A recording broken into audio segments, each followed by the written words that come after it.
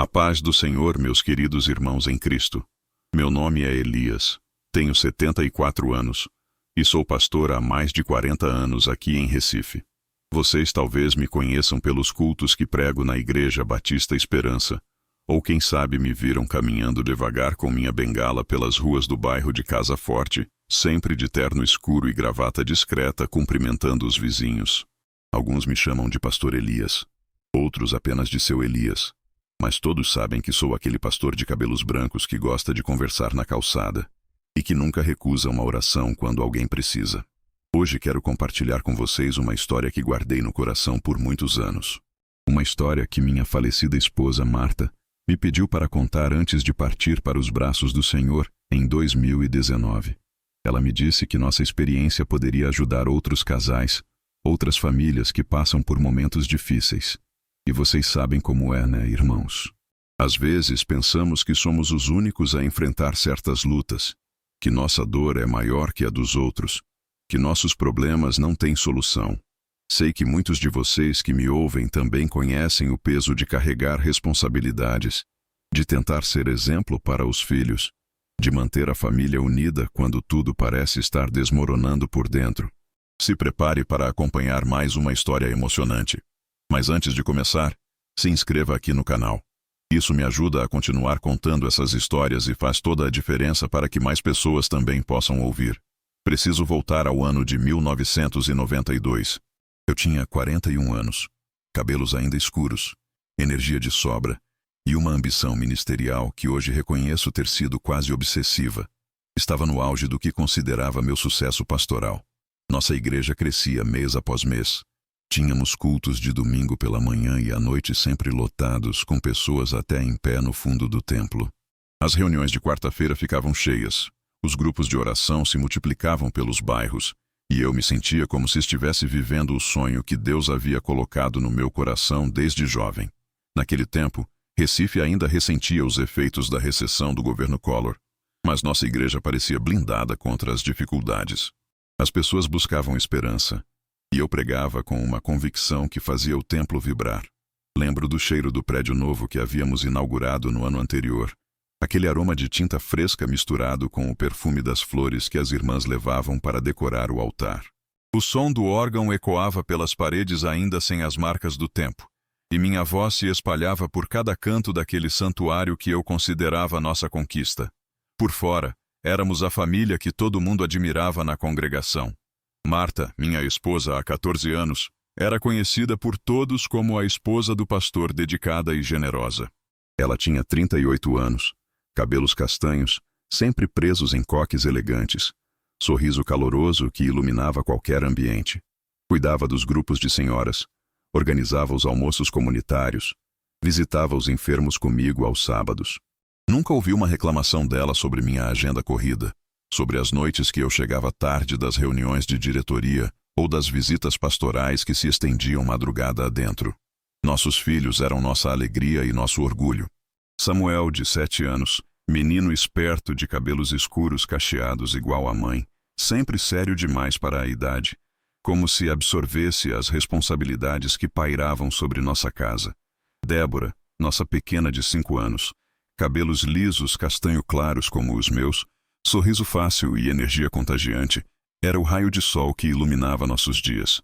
Ambos bem comportados nos cultos, sempre sentados na primeira fileira, exemplos para as outras crianças da igreja.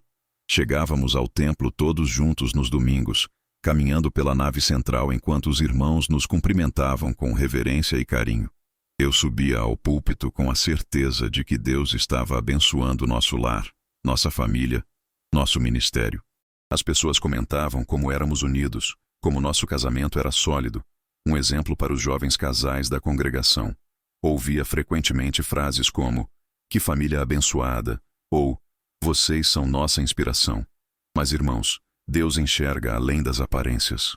Ele vê além dos sorrisos dominicais, além das orações públicas, além da imagem que construímos para os outros e às vezes até para nós mesmos. E havia sinais que eu escolhi não ver. Sussurros no meu coração que empurrei para longe, porque estava ocupado demais construindo o reino de Deus para prestar atenção no que acontecia no meu próprio lar. Minha rotina havia se tornado uma corrida sem fim. Levantava às 5 da manhã para orar e estudar a Bíblia no meu escritório em casa. Depois do café da manhã com a família, já estava na igreja às 8, atendendo pessoas que vinham buscar oração, aconselhamento, ajuda financeira. Almoçava rapidamente, visitava hospitais, conversava com novos convertidos. Voltava para casa no fim da tarde apenas para jantar e partir novamente para os cultos de terça, quinta e domingo à noite. Os sábados eram para casamentos, batizados, eventos especiais. Era nesse tempo que começou a aparecer nas nossas reuniões de diretoria um homem chamado Cláudio Ferreira, empresário de 38 anos, sempre elegante nos seus ternos bem cortados, gravatas de seda, sapatos italianos que brilhavam mesmo sob a luz fraca da nossa sala de reuniões. Tinha cabelos escuros sempre bem penteados, sorriso que chamava a atenção e uma forma de falar que demonstrava conhecimento e sucesso financeiro. Disse que havia se mudado para Recife recentemente, vinha do Sul, e estava procurando uma igreja séria para congregar. Cláudio se mostrava muito interessado no crescimento da nossa igreja. Oferecia ajuda financeira para nossos projetos, contribuía com dízimos generosos, participava das reuniões de planejamento com sugestões inteligentes, falava de métodos modernos de evangelização, de como poderíamos alcançar mais pessoas. Eu ficava impressionado com sua visão estratégica e comecei a vê-lo como uma bênção de Deus para nosso ministério. Notava como ele prestava atenção especial quando eu falava sobre minha família durante as reuniões. Sempre perguntava como estavam Marta e as crianças, elogiava a dedicação dela aos trabalhos da igreja, demonstrava interesse genuíno pela nossa vida doméstica. Às vezes sugeria que trouxéssemos as esposas para as reuniões, que incluíssemos as famílias nos eventos de planejamento. Parecia admirar muito nossa união familiar. Mas dentro de casa, pequenos sinais começavam a aparecer, sinais que hoje reconheço como gritos de socorro que eu ignorei completamente. Marta às vezes suspirava durante nossos jantares apressados, quando eu contava rapidamente sobre meu dia e partia novamente para algum compromisso. Percebia como ela demorava um pouco mais para responder quando eu perguntava sobre seu dia, como se estivesse escolhendo cuidadosamente as palavras. Samuel começou a fazer perguntas que me incomodavam. Papai, por que você sempre está na igreja? Ou, por que não podemos ir ao parque domingo de tarde como as outras famílias? Eu respondia que estávamos servindo a Deus, que nosso sacrifício tinha propósito eterno, mas via em seus olhos uma tristeza que não conseguia explicar. Débora criou o hábito de me esperar na janela da sala quando eu prometia chegar cedo para o jantar. Muitas vezes encontrava ela adormecida no sofá, e Marta me dizia baixinho que ela tinha insistido em esperar o papai. Esses momentos me tocavam o coração, mas logo eram esquecidos na correria do dia seguinte. O sucesso ministerial estava se tornando minha obsessão. Sonhava com uma igreja de 1000 membros, com reconhecimento denominacional, com convites para pregar em congressos. Lia livros sobre crescimento de igreja, participava de seminários de liderança, fazia conexão com outros pastores bem-sucedidos. Marta sempre me apoiava, nunca questionava meus planos, mas às vezes eu percebia um silêncio diferente quando ela me ouvia falar sobre os próximos projetos, sobre as próximas metas a alcançar. Era como se vivêssemos duas vidas paralelas. A vida pública, onde éramos uma família pastoral exemplar, unidos, felizes, abençoados. E a vida privada, onde cada um carregava silenciosamente seus próprios vazios, suas próprias carências, seus próprios questionamentos não verbalizados. Por trás dessa aparência de perfeição, minha família escondia feridas profundas que logo viriam à tona. E um homem estava observando nossas rachaduras com um interesse que eu jamais imaginei ser predatório. Peço perdão se algumas datas ficarem confusas na minha narrativa. São mais de 30 anos que se passaram, e a idade às vezes embaralha os detalhes menores. Mas o que é essencial, o que realmente marcou nossas vidas, isso eu lembro como se fosse ontem. Porque certas dores, certas lições, ficam gravadas na alma para sempre. Aquele período da minha vida agora me parece uma sequência de cenas fragmentadas, como fotografias desbotadas que guardamos numa gaveta e só revisitamos quando a dor obriga. Eram os pequenos momentos dentro de casa que revelavam o quanto nossa família estava se distanciando, mesmo morando sob o mesmo teto, mesmo orando à mesma mesa todas as noites. Lembro dos nossos jantares daquele tempo. Marta servia a comida ainda quente, arroz branco cheirando a alho, feijão temperado do jeito que eu gostava, frango assado com aquelas batatas douradas que ela fazia tão bem. O cheiro subia pela casa toda, me chamando da sala onde eu costumava revisar meus sermões até o último minuto. Chegava à mesa ainda com a mente nas pregações da semana, nos problemas da igreja, nas estratégias de crescimento que Cláudio havia sugerido na última reunião. Marta tentava conversar sobre seu dia. Contava sobre a visita que havia feito à irmã Conceição, que estava com problemas de pressão alta. Falava sobre a reunião das senhoras, sobre os planos para o chá beneficente, sobre as crianças da escola dominical que estavam precisando de mais material didático. Eu ouvia com metade da atenção, respondendo automaticamente enquanto minha cabeça ainda processava quantos visitantes tivemos no culto de domingo, se seria possível implementar aquela campanha de evangelização que havia planejado. Como foi seu dia, amor? Ela perguntava, e eu despejava informações sobre batizados marcados, casamentos a celebrar, reuniões da diretoria que se estenderam além do previsto. Falava rapidamente, mastigando entre uma frase e outra, porque sabia que em poucos minutos teria que sair novamente. Às vezes ela tentava fazer perguntas sobre detalhes, demonstrar interesse genuíno pelo meu ministério, mas eu já estava mentalmente preparando o que levaria para a reunião da noite. Samuel e Débora comiam em silêncio na maior parte do tempo. Samuel, sempre observador, parecia estudar nossos rostos como se tentasse decifrar uma linguagem que não compreendia completamente. Débora brincava com a comida quando a conversa se tornava muito séria ou técnica, construindo pequenas montanhas de arroz que depois espalhava pelo prato. Houve uma noite específica que ainda me envergonha quando relembro. Era nosso aniversário de casamento, 15 anos juntos. Marta havia preparado um jantar especial, comprado até uma pequena torta na padaria, arrumado flores na mesa da sala de jantar que raramente usávamos. Ela vestiu aquele vestido azul marinho que eu sempre elogiava. Penteou os cabelos soltos como eu gostava. As crianças estavam animadas. Sabiam que era um dia importante. Eu cheguei em casa 2 horas atrasado.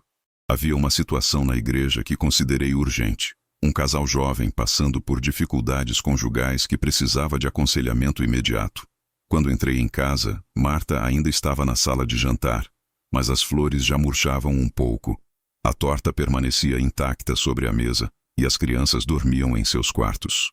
Ela não disse nada quando me viu, apenas sorriu daquele jeito cansado que eu deveria ter percebido como um pedido de socorro. Desculpem, amor, foi uma emergência na igreja.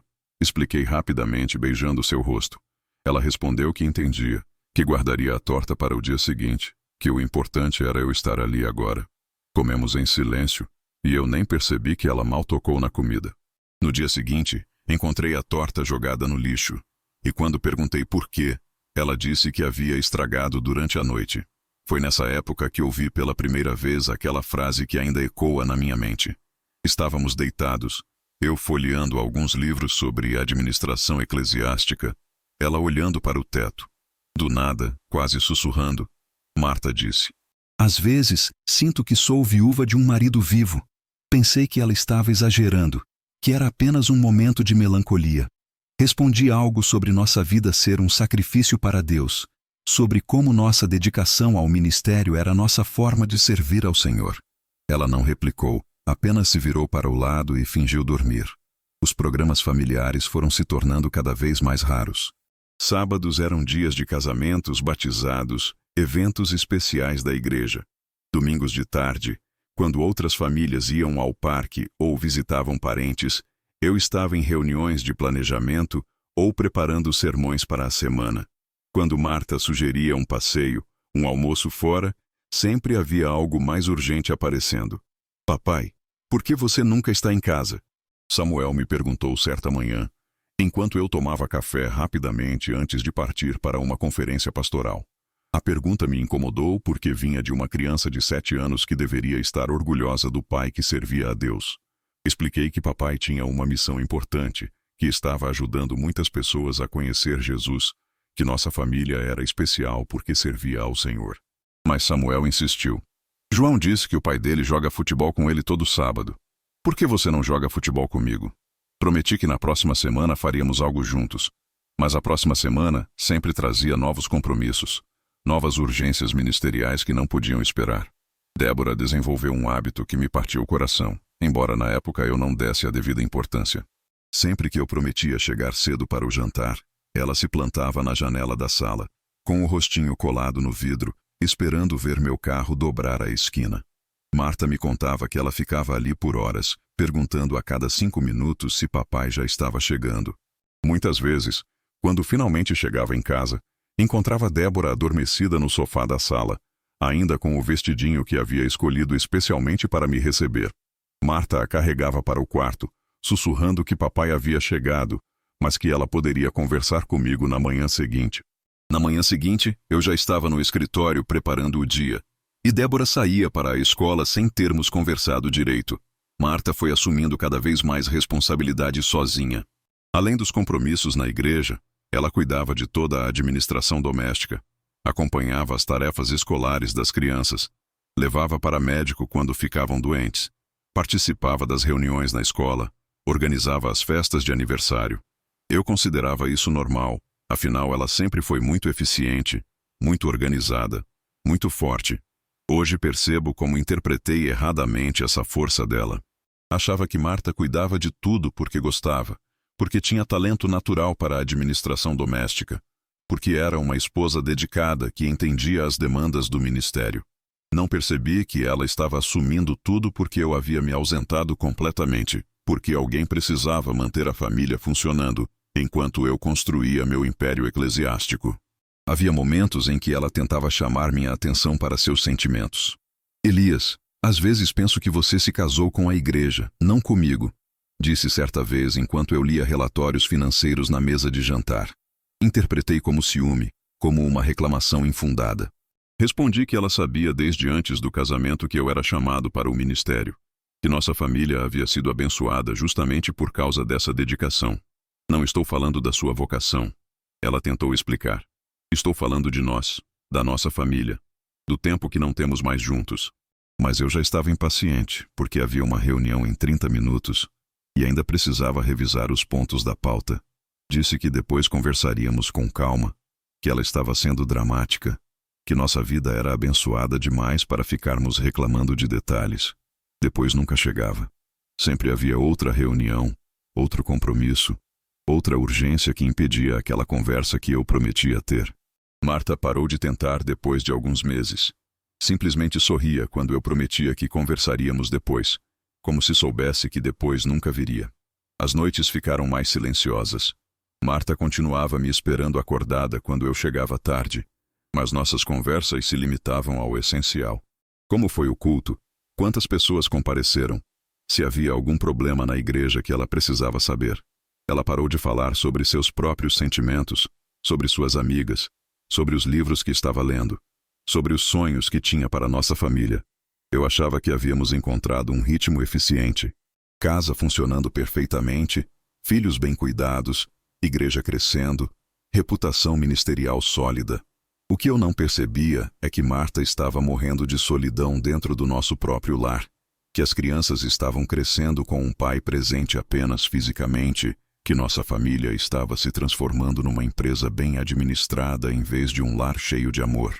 Naquele período de crescente distanciamento, eu não imaginava que Marta já estava sendo cortejada por outro homem, alguém que soube identificar exatamente os vazios que eu havia criado na vida dela, que ofereceu precisamente aquilo que ela não recebia em casa: atenção genuína, interesse pelos seus sentimentos, tempo dedicado exclusivamente a ouvi-la.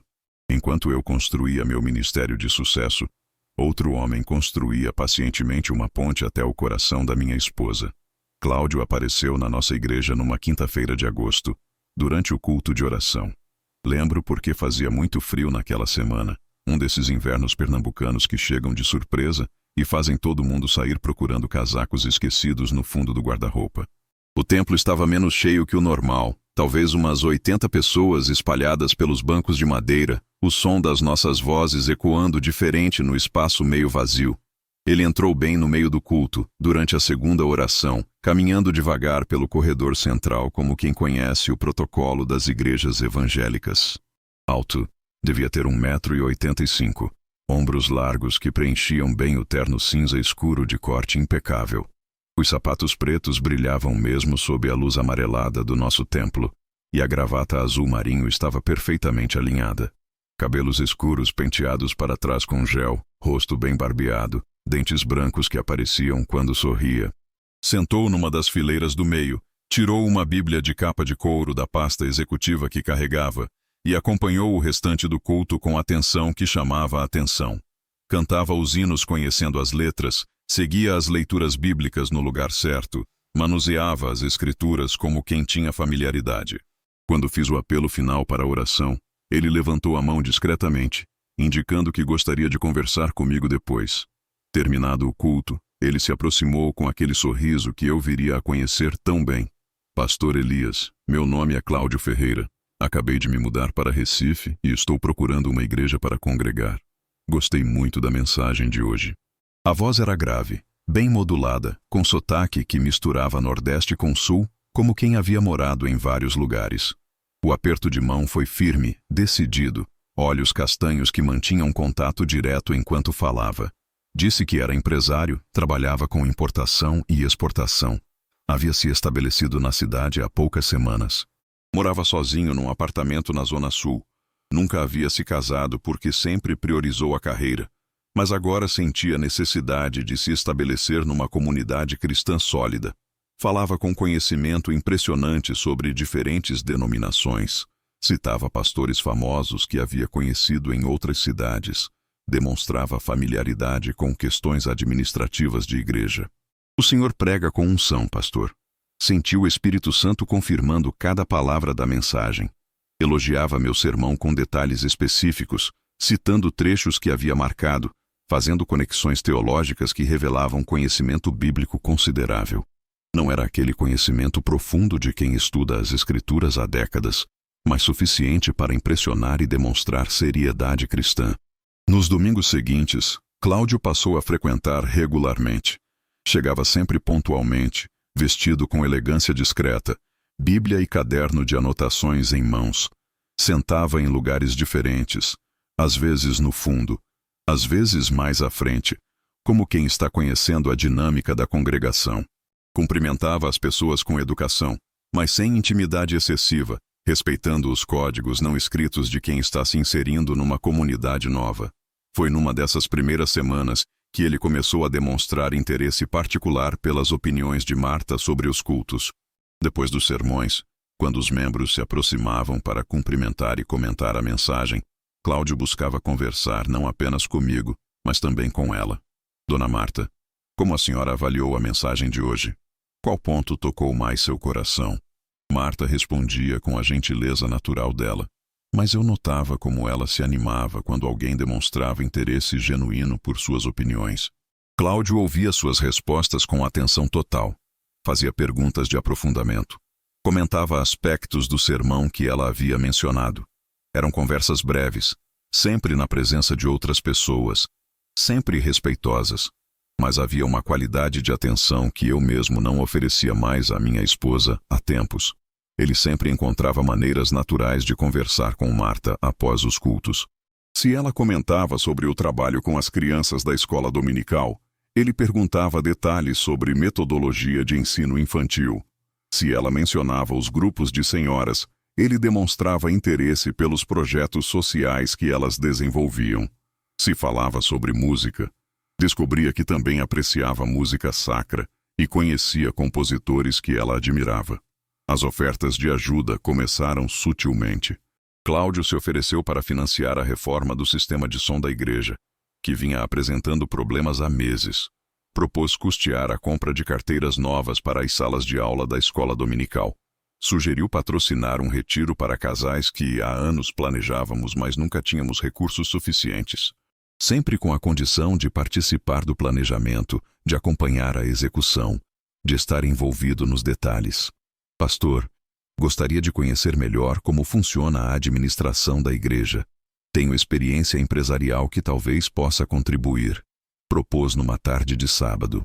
E assim ele passou a participar das reuniões de diretoria, trazendo sugestões de organização, planilhas de controle financeiro, ideias de marketing cristão que impressionavam a todos nós. Era nesses encontros que eu notava como Cláudio prestava atenção especial sempre que eu mencionava minha família. Se eu comentava que Marta estava cansada por causa dos trabalhos da igreja, ele perguntava se não poderíamos contratar alguém para ajudá-la. Se eu falava sobre as atividades das crianças na escola, ele queria saber detalhes sobre a educação que estávamos oferecendo a eles. Se eu mencionava nossos raros programas familiares, ele demonstrava interesse em como conseguíamos equilibrar ministério e vida doméstica. Os convites para jantares começaram como iniciativas aparentemente inocentes. Pastor, gostaria de convidá-lo para jantar num restaurante que conheci. Podemos conversar com calma sobre os projetos da igreja. Sempre incluía Marta na conversa. Sempre fazia questão de que ela participasse das discussões. Sempre demonstrava interesse pelas opiniões dela sobre os rumos da congregação. Naqueles jantares, Cláudio tinha o dom de fazer Marta se sentir importante. Perguntava sobre seu trabalho anterior como professora, elogiava sua forma de lidar com as senhoras da igreja, valorizava suas ideias sobre evangelização feminina. Ouvia suas respostas sem pressa, sem olhar o relógio, sem demonstrar ansiedade para partir para outros compromissos. Era o tipo de atenção que eu não oferecia há anos. Meu instinto me alertava que algo não estava completamente certo. Havia momentos em que eu notava como Cláudio observava Marta quando ela não percebia, como seus olhos a acompanhavam quando ela se levantava da mesa para buscar algo na cozinha durante os jantares em nossa casa. Mas eu ignorava esses alertas internos porque Cláudio estava sendo extremamente útil para o crescimento da igreja. Suas contribuições financeiras haviam possibilitado reformas que sonhávamos há anos. Sua experiência empresarial estava modernizando nossa administração. Seus contatos estavam trazendo novos visitantes para os cultos. Era difícil questionar os métodos de alguém cujos resultados eram tão evidentes e benéficos para o ministério. Foi nessa época que comecei a notar mudanças sutis no comportamento de Marta. Ela passou a se arrumar com mais cuidado nos dias de culto. Escolhia vestidos que realçavam sua beleza natural. Penteava os cabelos de forma mais elaborada. Usava perfumes que havia guardado para ocasiões especiais. Quando eu comentava como ela estava bonita, ela sorria de um jeito diferente, como se soubesse que outros também notariam. O nome de Cláudio começou a aparecer em nossas conversas domésticas. Cláudio sugeriu que reformássemos a cozinha da igreja. Ela mencionava durante o jantar. Cláudio disse que conhece um fornecedor de material didático mais barato para a escola dominical. Sempre comentários práticos, sempre relacionados aos trabalhos da igreja. Mas eu notava como ela falava dele com uma admiração que há tempos não demonstrava por outras pessoas. Samuel e Débora também percebiam as mudanças, embora não soubessem interpretar o que observavam. Mamãe, por que você está usando esse vestido bonito hoje? Débora perguntou num domingo de manhã. Papai, quem é o homem que sempre fala com a mamãe depois do culto? Samuel questionou enquanto voltávamos para casa. Perguntas inocentes de crianças que enxergam o que os adultos preferem ignorar. Havia domingos em que Marta demorava mais que o normal para se despedir das pessoas após o culto. Quando eu a procurava, geralmente a encontrava em conversas animadas com Cláudio sobre assuntos que pareciam muito interessantes para ambos.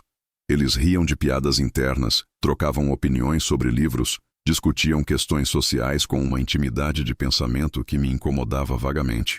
Mas eu continuava ignorando os sinais porque Cláudio estava se tornando indispensável para nossos projetos. A igreja crescia, as finanças melhoravam, nossa reputação na denominação se fortalecia. Era mais fácil interpretar minha inquietação como ciúme infundado do que reconhecer que alguém estava sistematicamente conquistando a atenção da minha esposa, enquanto eu me dedicava obsessivamente ao ministério. Só percebi a gravidade da situação quando Deus decidiu abrir meus olhos de forma dramática durante um culto que mudaria nossa vida para sempre. Um culto onde eu subiria ao púlpito com uma mensagem preparada, mas desceria de lá com a certeza de que precisava urgentemente enxergar o que havia escolhido ignorar por tanto tempo. Era um domingo à noite de outubro, uma daquelas noites em que o calor do dia ainda pairava no ar, mas a brisa noturna começava a trazer alívio. O templo estava cheio como sempre ficava nos cultos dominicais noturnos, cerca de 300 pessoas ocupando quase todos os bancos de madeira envernizada. O cheiro familiar de cera de abelha, misturado com perfumes diversos, Criava aquela atmosfera acolhedora que eu tanto amava. As janelas abertas deixavam entrar o som distante do trânsito da avenida, mas dentro do templo apenas nossas vozes importavam. Havia subido ao púlpito naquela noite com um sermão que havia preparado durante a semana toda sobre fidelidade conjugal. O texto base era de Malaquias 2, versículo 14. O Senhor foi testemunha da aliança entre ti e a mulher da tua mocidade, contra a qual foste desleal, sendo ela a tua companheira e a mulher da tua aliança. A ironia dessa escolha só me ocorreria muito mais tarde, quando compreendesse como Deus às vezes nos prepara para receber revelações através dos próprios sermões que pregamos. Marta não estava presente naquela noite. Havia ficado em casa com uma dor de cabeça que começou no final da tarde, logo após o culto da manhã. Coisa rara, porque ela raramente faltava aos cultos noturnos de domingo. Disse que tomaria um analgésico e descansaria, que não se preocupasse com ela. Samuel e Débora ficaram sob os cuidados da irmã Ruth, que se ofereceu para levá-los para casa após o culto. Comecei a pregação normalmente, com a empolgação que sempre sentia quando subia àquele púlpito. Irmãos amados, hoje vamos falar sobre um dos pilares da vida cristã, a fidelidade no casamento. Minha voz ecoava clara pelo sistema de som que Cláudio havia financiado, alcançando cada canto do templo. A congregação me acompanhava com atenção, alguns tomando notas nos cadernos, outros sublinhando versículos em suas Bíblias. Falei sobre a santidade do matrimônio, sobre como Deus odeia o divórcio, sobre a importância de honrarmos nossos votos conjugais, mesmo nas dificuldades. Citei exemplos bíblicos de casais fiéis, mencionei a alegoria do relacionamento entre Cristo e a Igreja. As palavras fluíam naturalmente, como sempre acontecia quando eu pregava sobre temas que dominava bem. Mas cerca de 20 minutos após o início da mensagem, algo estranho começou a acontecer. Senti um peso descendo sobre meus ombros, como se alguém houvesse colocado um manto invisível e pesado sobre mim. Não era cansaço físico, era algo diferente. Uma opressão espiritual que nunca havia experimentado antes. Meu coração começou a acelerar sem motivo aparente, como se eu estivesse correndo em vez de pregando. As palavras que havia preparado cuidadosamente durante a semana começaram a fugir da minha mente. Frases que eu conhecia de cor, versículos que havia decorado há décadas, argumentos teológicos que dominava perfeitamente, tudo parecia estar se dissolvendo na minha memória. Tentei continuar, mas percebi que estava repetindo ideias, que minha linha de raciocínio havia se perdido completamente. A congregação começou a notar que algo estava errado. Vi franzir de sobranças, cochichos discretos entre os irmãos, olhares preocupados direcionados ao púlpito. Algumas pessoas inclinaram a cabeça como se estivessem orando por mim. Irmã Ruth, sentada na terceira fileira com Samuel e Débora ao lado, me observava com uma expressão que misturava preocupação e algo mais. Algo que parecia conhecimento de causa. Tentei retomar o controle da pregação, voltando aos pontos principais do esboço que havia levado comigo. Mas as palavras saíam mecânicas, sem unção, como se eu estivesse lendo um texto que não compreendia. Sentia suor frio escorrendo pelas costas, apesar do sistema de ventilação que mantinha o templo numa temperatura agradável. Minha respiração ficou irregular, como se o ar estivesse rarefeito. Foi então que senti algo que só posso descrever como uma voz interior, não audível, mas clara, como se alguém estivesse sussurrando diretamente em meu espírito. Você está pregando sobre fidelidade, mas está cego para a infidelidade em sua própria casa. A frase ecoou na minha mente com uma clareza aterrorizante, fazendo meu coração disparar ainda mais. Tentei ignorar essa impressão, concentrar-me no sermão, mas era como se uma cortina estivesse sendo removida dos meus olhos espirituais. Imagens começaram a se formar na minha mente. Marta arrumando-se com cuidado especial nos domingos, Cláudio sempre encontrando desculpas para conversar com ela, os olhares que eu havia escolhido não interpretar, as chegadas tardias dela com explicações que nunca questionei. Irmãos, consegui dizer com voz trêmula, vamos encerrar nossa mensagem por aqui hoje. Sinto que o Senhor quer que oremos. Era uma conclusão abrupta, sem o fechamento elaborado que eu sempre fazia, sem o apelo final que caracterizava meus sermões. Simplesmente não conseguia continuar pregando sobre fidelidade, enquanto meu mundo interior desmoronava. Fiz uma oração final que durou poucos minutos, mas que para mim pareceu uma eternidade. Enquanto orava em voz alta pela congregação, uma tempestade se formava dentro do meu peito. Era como se Deus estivesse me forçando a enxergar verdades que eu havia me recusado a ver, como se estivesse removendo vendas dos meus olhos espirituais que eu mesmo havia colocado. Terminado o culto, a maioria das pessoas se dirigiu para a saída, cumprimentando-me com a gentileza habitual, mas percebi que alguns ficaram preocupados com minha aparência. "Pastor, o senhor está bem? Parece abatido", comentou o diácono José. Respondi que estava apenas cansado, que havia sido uma semana intensa de trabalho. Irmã Ruth aproximou-se discretamente depois que a maior parte da congregação havia saído.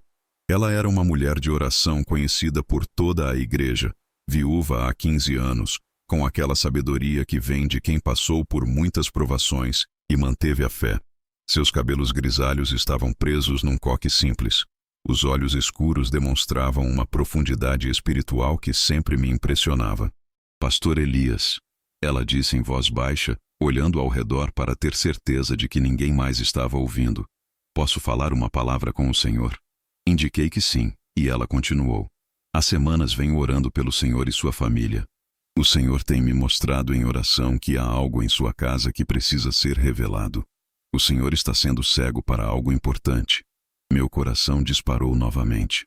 "O que quer dizer, irmã Ruth?" perguntei, embora uma parte de mim já soubesse a resposta. Ela não entrou em detalhes específicos, não mencionou nomes, não fez acusações diretas. Apenas disse: "O senhor precisa buscar discernimento em Deus. A cegueira espiritual em sua própria casa. Ore, jejue, peça ao Senhor para abrir seus olhos antes que seja tarde demais." Depois dessa conversa, Ruth levou Samuel e Débora para casa, prometendo explicar que eu ficaria na igreja por mais tempo. Trancei-me no meu escritório pastoral, um pequeno cômodo nos fundos do templo onde costumava preparar sermões e atender pessoas. O silêncio era total, apenas o tic-tac do relógio de parede, marcando os minutos que se arrastavam como horas. Ajoelhei-me ao lado da cadeira onde tantas vezes havia orado por outros, mas agora orava por mim mesmo com um desespero que nunca havia experimentado. "Senhor, o que está acontecendo? O que é que não estou vendo? Abra meus olhos, mostre-me a verdade, mesmo que doa." Orei por quase uma hora, e gradualmente uma clareza dolorosa começou a se formar na minha mente. Todas as pistas que eu havia ignorado começaram a se conectar como peças de um quebra-cabeça macabro. As mudanças no comportamento de Marta, sua atenção especial à aparência nos dias de culto, as conversas prolongadas com Cláudio, as chegadas tardias com explicações vagas, a forma como ela mencionava o nome dele em nossas conversas domésticas. Era como se alguém estivesse projetando um filme na minha mente, mostrando cenas que eu havia presenciado, mas me recusado a interpretar. Naquela noite, em vez de voltar diretamente para casa como sempre fazia após os cultos, tomei uma decisão que mudaria tudo. Decidi seguir meus instintos, buscar com meus próprios olhos a confirmação do que meu coração já sabia. Era o caminho mais doloroso, mas também o único que me daria a certeza de que precisava para enfrentar a realidade que havia escolhido ignorar por tanto tempo.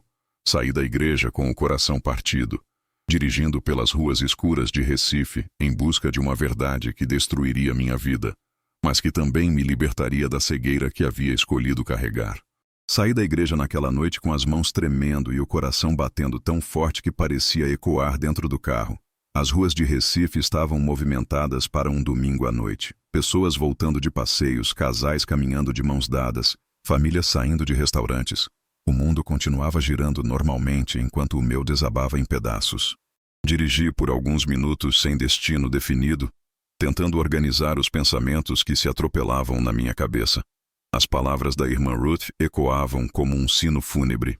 A cegueira espiritual em sua própria casa. Cada semáforo vermelho era uma tortura. Cada minuto parado me dava mais tempo para conectar pistas que agora pareciam gritantes.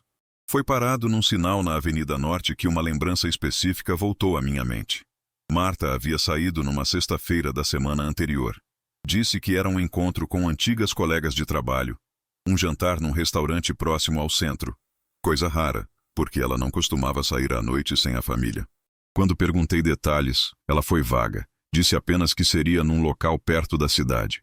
Na época, achei estranho ela não me dar o nome do restaurante ou sugerir que eu a buscasse depois. Marta sempre foi cuidadosa com esses detalhes, sempre me deixava informado sobre onde estaria. Mas eu estava ocupado demais com os preparativos da campanha de evangelização e não insisti no assunto. Agora, dirigindo pelas ruas mal iluminadas, comecei a me perguntar se realmente havia sido um encontro de amigas. Lembrei que ela chegou em casa naquela sexta com um perfume diferente, mais doce, mais marcante. Disse que havia provado numa loja durante o passeio. Também notei que ela tomou banho assim que chegou, coisa que não fazia normalmente depois de jantares fora. Sem pensar muito, comecei a dirigir em direção ao centro da cidade. Não tinha um plano específico, apenas seguia um instinto doloroso que me puxava para buscar respostas. Passei pelos restaurantes da região, observando os estacionamentos, procurando por algo que nem eu mesmo sabia definir. Foi quando uma conversa antiga voltou à minha memória. Semanas atrás, voltando de uma visita pastoral, passamos em frente a um motel discreto numa rua paralela à avenida principal. Marta havia comentado, olhando pela janela. Imagino como deve ser doloroso para as esposas saber que os maridos frequentam esse tipo de lugar. Respondi algo sobre a importância da fidelidade conjugal e seguimos viagem.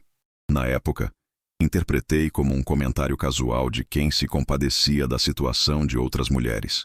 Agora, dirigindo pela mesma rua, me perguntava se não havia sido uma forma indireta de sondar minha reação, de testar como eu reagiria se soubesse que minha própria esposa conhecia aquele local. O coração quase parou quando dobrei a esquina e avistei o estacionamento. Lá estava o Corolla branco de Marta, o mesmo que eu havia ajudado a escolher 3 anos antes com a pequena marca na lateral esquerda que ela fizera ao encostar no portão de casa. Não havia como confundir. Eu conhecia aquele carro como conhecia as linhas da minha própria mão. Estacionei do outro lado da rua, sob a sombra de uma árvore grande que me permitia observar sem ser visto. Meu corpo todo tremia, não de frio, mas de uma mistura de raiva, incredulidade e pânico que nunca havia experimentado antes. Era como assistir a um filme de terror, onde eu era simultaneamente espectador e vítima principal. Permaneci ali por quase 2 horas, lutando contra a realidade que se impunha diante dos meus olhos. Tentei encontrar explicações alternativas. Talvez Marta estivesse ajudando alguém em emergência. Talvez houvesse uma situação que eu desconhecia. Talvez o carro não fosse realmente o dela, embora soubesse que era. A tempestade emocional que se formou dentro de mim naquelas 2 horas foi indescritível. Raiva de ter sido traído, incredulidade diante da descoberta, vergonha antecipada da humilhação pública que estaria por vir. Como pastor, eu sabia que escândalos conjugais destroem não apenas famílias, mas também ministérios inteiros. Podia imaginar os cochichos na igreja, os olhares de pena misturados com curiosidade mórbida. Orei desesperadamente dentro daquele carro, com lágrimas escorrendo pelo rosto. Senhor, que seja apenas um mal-entendido, que eu esteja enganado, que minha esposa saia daquele lugar com uma explicação que faça sentido. Mas mesmo enquanto orava, uma parte de mim já sabia que não havia explicação inocente para aquela situação. Foi nesse momento que a voz do meu pai ecoou na minha mente como um fantasma do passado. Seu Joaquim, homem rígido do sertão pernambucano, que me criou com conceitos inflexíveis sobre honra masculina. Homem que se dá ao respeito não aceita desaforo de mulher, ele costumava dizer. Quem não se faz respeitar em casa, não se faz respeitar em lugar nenhum. As palavras do meu pai, morto há quase 10 anos, ganharam uma força devastadora naquele momento. Eu podia quase vê-lo balançando a cabeça com desaprovação, dizendo que eu havia falhado como marido, como homem, como líder da minha própria casa. A vergonha se misturava com a raiva, criando uma mistura tóxica que me fazia querer socar o volante do carro. Eram quase 11 horas da noite quando finalmente os vi saindo. Primeiro Cláudio, caminhando com aquela postura confiante que eu conhecia tão bem, verificando se não havia ninguém observando. Depois Marta, com os cabelos ligeiramente desarrumados, vestindo a mesma roupa que usara na igreja pela manhã, mas com uma aparência que gritava intimidade recente. O que mais me destroçou foram os gestos entre eles. Cláudio tocou o rosto de Marta com uma familiaridade que revelava meses de intimidade. Ela sorriu para ele de um jeito que eu não via há anos, Um sorriso de mulher satisfeita, de mulher que se sentia desejada. Ele a abraçou antes dela entrar no carro, um abraço longo, apertado, possessivo. Observei Cláudio demonstrar posse sobre minha esposa com gestos que deveriam ser meus. A forma como ele abriu a porta do carro para ela, como beijou sua testa antes de se despedirem, como ficou observando até ela dar a partida e sair do estacionamento. Eram gestos de um homem que conhecia aquela mulher intimamente, que tinha direitos sobre ela que eu havia perdido sem nem perceber. Tomei a decisão consciente de não fazer escândalo público naquele momento. Não iria bater na porta do motel, não confrontaria Cláudio ali mesmo, não faria uma cena que viraria fofoca de cidade pequena no dia seguinte. Talvez fosse covardia, talvez fosse sabedoria pastoral, talvez fosse apenas choque emocional que me impedia de reagir. Esperei alguns minutos antes de dirigir para casa, dando tempo para Marta chegar antes de mim. O trajeto foi um borrão de lágrimas e pensamentos desconexos. Quando cheguei, a casa estava escura exceto pela luz do quarto do casal. Entrei silenciosamente. Cumprimentei irmã Ruth, que ainda estava lá cuidando das crianças. Como foi o culto, pastor? Ruth perguntou. E eu percebi nos seus olhos que ela sabia muito mais do que havia dito na igreja. Respondi que o culto foi abençoado, que Marta já estava dormindo quando cheguei. Ruth assentiu. Despediu-se com um Deus abençoe esta casa, que soou mais como uma oração do que uma formalidade. Quando entrei no quarto, Marta fingia dormir. Respiração controlada demais para ser natural, corpo tenso demais para estar relaxado. Deitei do meu lado da cama e ficamos ali, dois adultos fingindo dormir, cada um sabendo que o outro estava acordado, mas incapazes de enfrentar a conversa que precisava acontecer. Naquele momento de confirmação da traição, pensei seriamente em abandonar não apenas o casamento, mas também a fé e o ministério. Questionei se Deus realmente existia ou se havia sido abandonado por ele. A noite se arrastou interminável e eu permaneci deitado ao lado da mulher que amava e que acabara de descobrir me trair, sentindo meu mundo desabar tijolo por tijolo. As primeiras semanas depois daquela noite no estacionamento do motel foram as mais sombrias da minha vida. Acordava todos os dias às 5 da manhã como sempre fazia. Mas agora não era a disciplina espiritual que me tirava da cama. Era a incapacidade de continuar fingindo que dormia ao lado de Marta. Levantava silenciosamente, ia para o escritório em casa e ficava olhando para a Bíblia aberta sem conseguir ler uma única linha. Mantinha as aparências públicas com um esforço que me consumia por dentro. Chegava à igreja pontualmente. Cumprimentava os irmãos com o sorriso pastoral de sempre. Atendia às pessoas que buscavam aconselhamento. Mas era como se estivesse representando um papel, interpretando a personagem do pastor feliz e realizado, enquanto minha alma morria lentamente. As noites eram a parte mais difícil. Depois que Marta e as crianças dormiam, eu caminhava pela casa como um fantasma. Da sala para a cozinha, da cozinha para o quintal, do quintal de volta para a sala.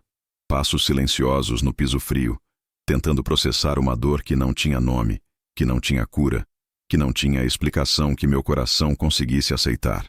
Durante essas caminhadas noturnas, eu revisava cada momento dos últimos meses, cada sinal que havia ignorado, cada oportunidade que tive de perceber o que estava acontecendo. Era uma tortura voluntária, como cutucar uma ferida aberta, mas eu não conseguia parar. Precisava entender como havia chegado àquele ponto, como havia falhado tão completamente como marido. A preparação dos sermões se tornou um exercício mecânico e cruel. Sentava na frente dos livros teológicos, dos comentários bíblicos, das anotações que havia feito ao longo dos anos e forçava minha mente a produzir mensagens sobre amor, perdão, fidelidade. Era como obrigar um homem com o braço quebrado a carregar piano. No domingo seguinte à descoberta, preguei sobre o amor ágape. Falei para 300 pessoas sobre como o amor cristão é incondicional. Sobre como devemos amar mesmo quando somos feridos. Sobre como o perdão é a marca do verdadeiro discípulo. Enquanto isso, fervia de raiva por dentro, com vontade de gritar para toda a congregação que minha esposa estava me traindo, que eu não sabia como perdoar, que não sentia nada parecido com amor naquele momento. Observava Marta fingindo normalidade com as crianças, e essa talvez fosse a visão mais dolorosa de todas. Ela continuava sendo a mãe carinhosa de sempre, ajudando Samuel com os deveres de casa, brincando de boneca com Débora, preparando lanches especiais, contando histórias na hora de dormir. Como conseguia separar tão bem os compartimentos da vida?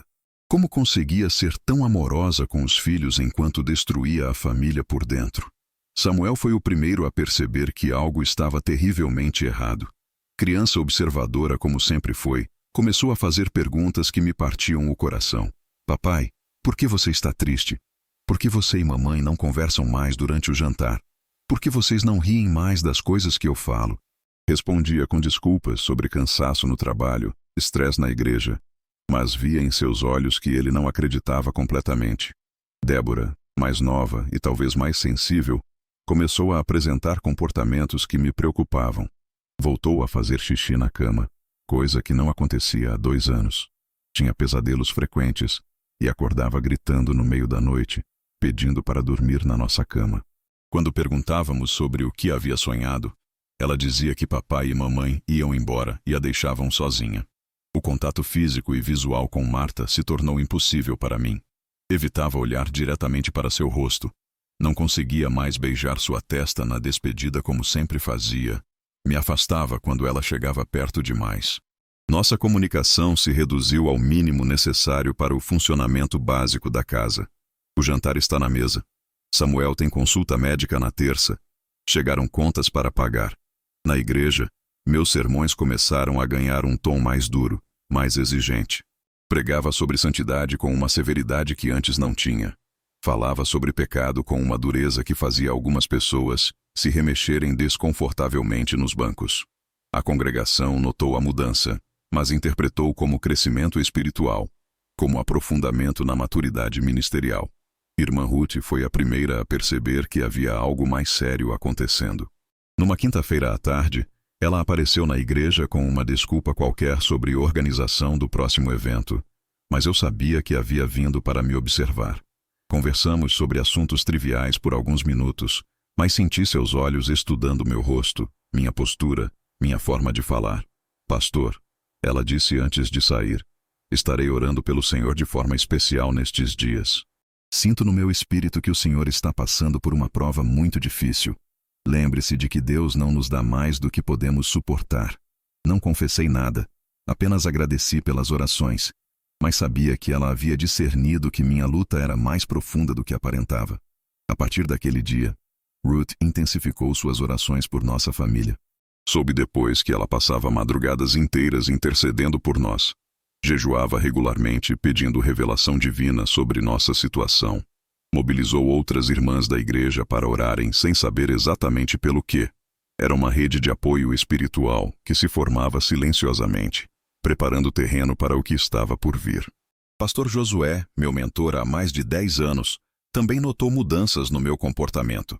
Ele pastoreava uma igreja maior na mesma denominação, tinha experiência com crises ministeriais, conhecia os sinais de pastores em dificuldade. Numa reunião de pastores, ele se aproximou e ofereceu conversa particular. Elias, você não está bem. Conheço você há anos e sei quando algo está te consumindo por dentro. Quer conversar sobre isso? Recusei educadamente. Disse que estava apenas passando por um período de reflexão ministerial, que em breve estaria melhor. Ele não insistiu, mas deixou claro que estaria disponível quando eu precisasse. Foi nesse período que comecei a considerar seriamente renunciar ao ministério. Sentado no meu escritório numa tarde de sexta-feira, peguei uma folha de papel e comecei a rascunhar uma carta de demissão. Caros irmãos da Igreja Batista Esperança, por motivos pessoais que não posso detalhar no momento, solicito afastamento definitivo do cargo de pastor titular. Escrevi várias versões dessa carta, sempre parando na metade, sempre rasgando e jogando no lixo. Como explicar para uma congregação de 300 pessoas que o pastor que eles respeitavam e admiravam havia falhado completamente em manter sua própria família unida? Como confessar que, enquanto pregava sobre fidelidade, minha esposa me traía com um membro da igreja? Os momentos de raiva direcionada a Deus foram os mais aterrorizantes. Sozinho no escritório da igreja, ou caminhando pelo quintal de casa durante as madrugadas insones, eu gritava em silêncio: Por que comigo, Senhor? Por que agora? Servi fielmente por 20 anos, dediquei minha vida ao teu reino, e esta é minha recompensa? Eram orações furiosas, questionamentos que me envergonhavam depois, mas que brotavam do mais profundo da minha dor. A perda de apetite foi gradual, mas evidente. A comida perdia o sabor, o estômago se fechava na hora das refeições. Marta comentava que eu estava emagrecendo. Oferecia meus pratos prediletos, mas eu mal conseguia engolir alguns pedaços. Em 3 semanas, perdi quase 8 quilos, e as roupas começaram a ficar folgadas no meu corpo. A congregação começou a se preocupar visivelmente com minha saúde. Pastor, o senhor está bem? Parece abatido. O senhor está se alimentando direito? Não seria hora de tirar umas férias? As perguntas se multiplicavam, e eu respondia sempre com as mesmas desculpas sobre excesso de trabalho e cansaço ministerial. Samuel e Débora absorviam toda essa tensão como esponjas pequeninas. Samuel se tornou ainda mais sério. Assumiu responsabilidades que não eram suas, como cuidar de Débora quando percebia que os pais estavam distantes. Débora se tornou mais grudenta. Não queria ficar longe de mim nem de Marta, como se pressentisse que nossa família estava em perigo de se desfazer. Não consegui confrontar Marta diretamente durante todas essas semanas. Várias vezes me preparei mentalmente para a conversa. Ensaiei as palavras que diria. Imaginei suas possíveis reações. Mas sempre que chegava o momento, minha coragem evaporava. Talvez fosse medo da confirmação definitiva. Talvez fosse esperança de que tudo não passasse de um pesadelo do qual eu acordaria. Provavelmente continuaria naquele inferno silencioso por muito mais tempo se o destino não tivesse forçado uma aproximação entre nós através da doença grave de Samuel. Foi preciso que nosso filho mais velho quase morresse para que as barreiras entre Marta e eu finalmente se rompessem, e a verdade viesse à tona de forma inevitável e definitiva. Era uma segunda-feira de julho quando Samuel acordou com febre. Inverno rigoroso naquele ano de 1992, um frio úmido que penetrava nos ossos e fazia as crianças acordarem com o nariz entupido. Inicialmente, Marta e eu pensamos que fosse apenas um resfriado comum, dessas gripes que atacam as crianças quando a temperatura despenca de repente em Recife. Mas na quarta-feira, a febre havia subido para 39 graus, e Samuel começou a reclamar de dor no peito. Respirava com dificuldade, como se o ar não chegasse direito aos pulmões. Marta ficou preocupada e sugeriu levar ao pediatra, mas eu disse que esperássemos mais um dia, que provavelmente era só uma gripe mais forte que passaria com repouso e medicação caseira. Na quinta-feira de manhã, Samuel mal conseguia sair da cama. A febre não baixava nem com dipirona. Ele tossia seco, e quando tentava falar, a voz saía rouca e fraca. Foi Marta quem tomou a iniciativa. Elias, vamos para o hospital agora. Não posso esperar mais. Era a primeira vez em semanas que ela se dirigia a mim com tanta determinação, que quebrava o silêncio gélido que havia se instalado entre nós. A corrida para o Hospital Esperança foi desesperada. Samuel no banco de trás, encolhido nos braços de Marta, respiração cada vez mais laboriosa. Era o primeiro momento em semanas que estávamos fisicamente próximos no carro, e a tensão entre nós se misturava com o pânico parental que nos consumia. Eu dirigia em silêncio, pisando fundo no acelerador, enquanto Marta sussurrava orações no ouvido do nosso filho. Dr. Carvalho, pediatra que acompanhava Samuel desde pequeno, logo confirmou nossos piores temores. É pneumonia e está evoluindo rapidamente. Vamos internar imediatamente. O estado dele é grave, mas vamos fazer tudo o que for possível. As palavras caíram sobre nós como pedras pesadas. Pneumonia em criança de 7 anos podia ser fatal se não tratada adequadamente.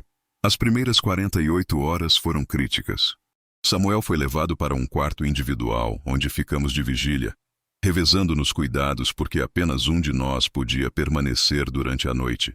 Era uma situação que nos forçava a coordenar ações, a tomar decisões conjuntas, a conversar sobre horários e medicações mesmo com o abismo emocional que havia entre nós.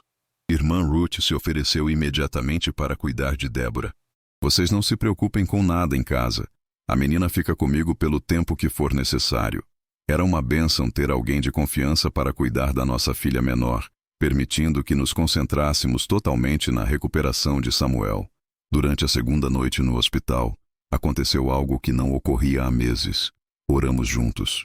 Samuel estava dormindo após receber antibióticos, sua respiração ainda irregular. E Dr. Carvalho havia explicado que as próximas horas seriam decisivas.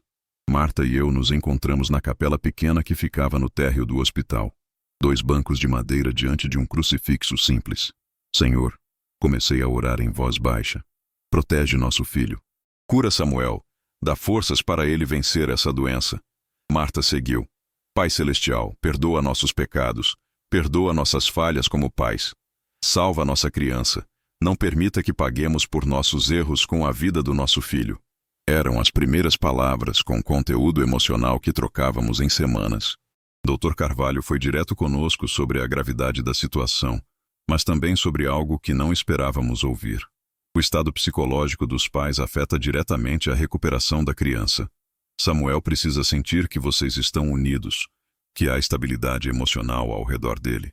Crianças percebem tensões mesmo quando estão doentes. Na 3ª noite, Samuel começou a delirar de febre.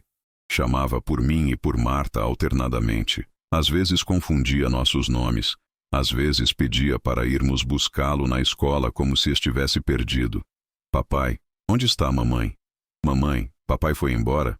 Eram frases que perfuravam nossos corações porque revelavam os medos mais profundos que ele carregava sobre nossa família. Foi nessa 3ª noite que Marta teve sua primeira quebra emocional desde o início da internação. Saiu do quarto onde Samuel dormia inquieto e foi para a capela. Quando a encontrei, ela chorava descontroladamente. Um choro que vinha de meses de tensão reprimida, de culpa acumulada, de medo de perder o filho por causa dos próprios erros. Pela primeira vez desde a descoberta da traição, abracei minha esposa. Não foi um gesto romântico ou de reconciliação. Foi instinto paternal. 2 pais desesperados se apoiando mutuamente diante da possibilidade de perder um filho. Senti seu corpo tremer nos meus braços, ouvi seus soluços abafados contra meu peito e, por alguns minutos, esqueci da raiva que carregava. Elias, ela sussurrou entre lágrimas. Se Samuel morrer, nunca vou me perdoar. Tudo isso é culpa minha. Quebrei nossa família, quebrei nossa proteção espiritual. Eram as primeiras palavras de confissão que ouvia dela. O primeiro reconhecimento de que algo estava terrivelmente errado entre nós. Conversamos sussurrado naquela capela sobre o medo de perder Samuel, sobre como nos sentiríamos culpados para sempre se algo acontecesse com ele. Temporariamente unidos na dor, conseguimos falar sobre nosso filho, sem que a tensão conjugal dominasse completamente a conversa. Eram momentos de trégua forçada pelas circunstâncias. Samuel começou a melhorar lentamente após a 1ª semana, mas Dr. Carvalho insistiu que permanecesse internado por pelo menos mais 2 semanas para acompanhamento completo. O ambiente hospitalar criou uma bolha de intimidade forçada entre Marta e eu. Longos períodos sentados lado a lado na cadeira ao lado da cama, revezando nos cuidados, dividindo refeições rápidas na cantina do hospital. Durante a 2ª semana, quando Samuel já estava fora de perigo, mas ainda se recuperando, Marta começou a revelar detalhes em momentos de vulnerabilidade. Conversas fragmentadas durante as madrugadas quando nosso filho dormia. Confissões sussurradas nos corredores vazios do hospital. Começou há 4 meses, ela disse numa quinta-feira à noite, sem eu ter perguntado nada específico. Ele me procurou depois de um culto, disse que precisava conversar sobre um projeto da igreja. Fomos tomar café e ele sabia exatamente o que dizer. Sua voz era quase inaudível, carregada de culpa e vergonha. A revelação completa veio numa sexta-feira da 2ª semana. Samuel dormia profundamente após um dia inteiro sem febre, finalmente respirando normalmente. Marta e eu estávamos na sala de espera, ela mexendo nervosamente nas mãos, eu olhando pela janela para o estacionamento lá embaixo. Elias, preciso contar tudo, ela disse de repente. Não posso mais carregar isso sozinha. E então, durante 2 horas dolorosas, ela me contou cada detalhe do envolvimento com Cláudio. Como ele havia identificado sua solidão, como ofereceu exatamente a atenção que ela não recebia em casa, como gradualmente conquistou sua confiança antes de partir para o físico. Contou sobre os encontros, sobre como se sentia culpada, mas ao mesmo tempo viva de uma forma que não experimentava há anos. Sobre como Cláudio a fazia sentir-se desejada, ouvida, importante. Sobre como cada encontro era seguido de culpa devastadora, mas também de expectativa pelo próximo. Ouvi tudo em silêncio, entre lágrimas de raiva e alívio. Raiva pelos detalhes que confirmavam meus piores temores, mas alívio por finalmente conhecer a verdade completa, em vez de viver na incerteza torturante que me consumia há semanas. Era simultaneamente o momento mais doloroso e mais libertador da minha vida. Quando ela terminou de falar, ficamos em silêncio por longos minutos. Samuel respirava pacificamente no quarto ao lado, alheio ao fato de que sua doença havia forçado a confissão que salvaria ou destruiria definitivamente nossa família. Finalmente podia começar a processar a realidade em vez de viver no limbo da suspeita confirmada, mas não confessada. O retorno para casa com Samuel recuperado deveria ter sido um momento de alegria, mas carregava o peso da verdade que agora pairava entre Marta e mim como uma nuvem pesada. Nosso filho estava salvo, respirando normalmente, correndo pelo quintal como se nunca tivesse estado à beira da morte. Mas nossa família havia sido exposta como um osso quebrado que precisa ser recolocado no lugar, e o processo seria doloroso. As primeiras conversas diretas sobre a traição aconteceram depois que as crianças dormiam. Sentávamos na sala, longe dos quartos, e eu fazia perguntas que me torturavam há meses. Quantas vezes vocês se encontraram? Onde mais vocês estiveram além daquele motel? Você disse que me amava enquanto estava com ele. Cada resposta era uma punhalada, mas eu precisava saber tudo. Marta respondia com lágrimas nos olhos, voz trêmula, mas sem mentir ou omitir detalhes. Havia uma necessidade nela de confessar completamente, como se cada palavra fosse uma forma de penitência. Foram 7 encontros em 4 meses, ela disse numa dessas noites. Sempre no mesmo lugar, sempre nas quartas-feiras, quando você tinha reunião da diretoria até tarde. Eu oscilava entre momentos de raiva explosiva, quando tinha vontade de quebrar móveis e gritar até ficar rouco, e períodos de depressão profunda, quando mal conseguia sair da cama. Havia dias em que acordava decidido a expulsar Marta de casa imediatamente, e outros em que a vontade de abraçá-la e fingir que nada havia acontecido quase me dominava. Marta demonstrava arrependimento que parecia genuíno, chorava ao falar sobre como havia machucado nossa família, mas também se defendia ao explicar a solidão que sentia. Não estou justificando o que fiz, ela dizia, mas você precisa entender que eu estava morrendo por dentro. 3 anos sem uma conversa real, sem um elogio, sem você me ver como mulher. Essas defesas dela me deixavam ainda mais furioso. Então a culpa é minha? Porque eu trabalhava muito para sustentar a família e fazer a obra de Deus, você teve o direito de me trair? Brigávamos em sussurros para não acordar as crianças, mas a intensidade emocional era a mesma de uma discussão aos gritos. Foi nessa época que procurei Dr. Antônio, advogado cristão que conhecia há anos. Precisava entender as implicações legais e ministeriais de um possível divórcio. Pastor Elias, ele me disse em seu escritório, legalmente o senhor tem todos os direitos. Adultério é motivo para divórcio mesmo na nossa denominação. Mas pense bem nas consequências para seu ministério, e principalmente para as crianças. Samuel e Débora percebiam que algo fundamental havia mudado, embora não entendessem exatamente o que. Samuel, sempre observador, notou que Marta e eu falávamos diferente um com o outro, que havia uma formalidade tensa, onde antes existia naturalidade. Por que vocês estão conversando como se fossem estranhos? Ele perguntou numa tarde. Débora reagiu de forma mais instintiva. Começou a grudar em nós dois simultaneamente, como se pressentisse que a família poderia se separar. Não queria ir para a escola, não queria dormir sozinha. Criou o hábito de perguntar várias vezes por dia: papai vai continuar morando aqui? E mamãe vai viajar? Pastor Josué finalmente conseguiu me convencer a aceitar aconselhamento pastoral. Elias, você não pode carregar isso sozinho. Já passei por crises no ministério. Sei como é devastador quando nossa vida pessoal explode. Na primeira sessão, ele foi direto. Não vou dizer que você deve perdoar, ou que deve se divorciar. Mas vou dizer que você não pode abandonar o ministério por causa disso. Josué compartilhou sua própria experiência com uma crise familiar que quase destruiu sua igreja 15 anos antes. Minha filha mais velha engravidou aos 16 anos, solteira. A congregação me julgou como pai que não soube educar. Pensei em renunciar. Achei que havia perdido a autoridade moral. Mas Deus me mostrou que minhas falhas humanas não anulam meu chamado divino. Durante nossas conversas, A voz do meu pai voltava a me atormentar com força total. Homem de verdade não aceita isso. Eu ouvia seu Joaquim dizer na minha mente. Mulher que trai uma vez, trai sempre. Você vai virar motivo de piada se perdoar essa desvergonha.